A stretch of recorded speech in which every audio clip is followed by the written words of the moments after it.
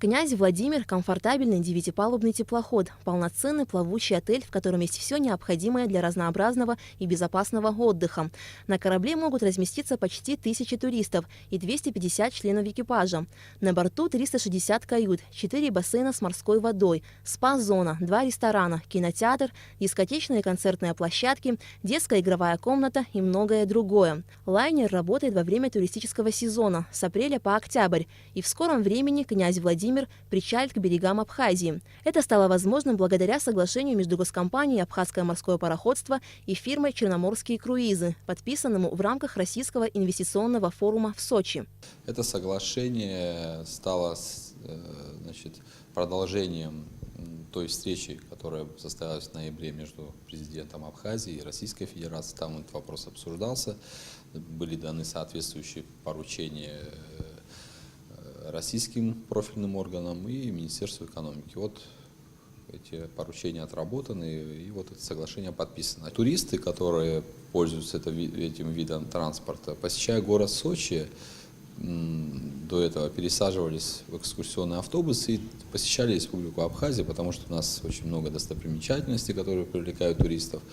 Чтобы упростить жизнь туристам, чтобы сделать Абхазию более привлекательной. Вот такая была идея озвучена, президент поддержал. Сейчас теплоход «Князь Владимир» курсирует по маршруту Сочи, Новороссийск, Ялта, Севастополь, Сочи.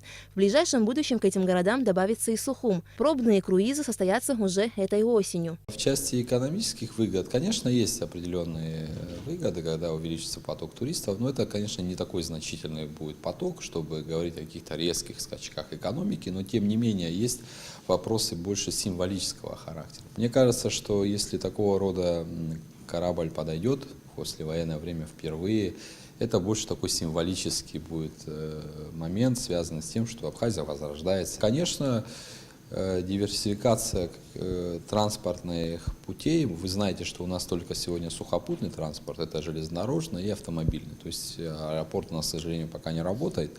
Поэтому это тоже дополнительная линия, которая открывается. Это только одни плюсы. Чтобы Сухумский порт мог принять лайнер, его дно должно соответствовать определенным требованиям. Госкомпания «Абхазское морское пароходство» уже начала морские инженерные изыскания.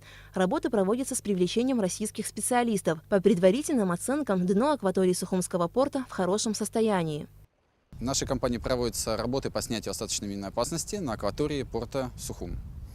На данный момент проведен первый этап изысканий. Мы сделали сонарную съемку, магнитометрическую съемку. Мы работали на акватории многих портов России и зарубежья. Я могу сказать, что состояние очень неплохое.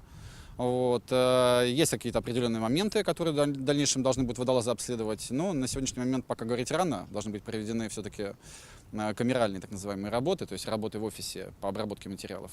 После завершения инженерных изысканий и обработки собранных материалов водолазы приступят к погружению в воду. И только после этого станет известно о точном состоянии дна Сухумского порта. Что касается начала регулярного круизного сообщения между портами Абхазии и России, то его планируется запустить к 2020 году. Аля Катрапш, Алексей Баструков, Абхазское телевидение.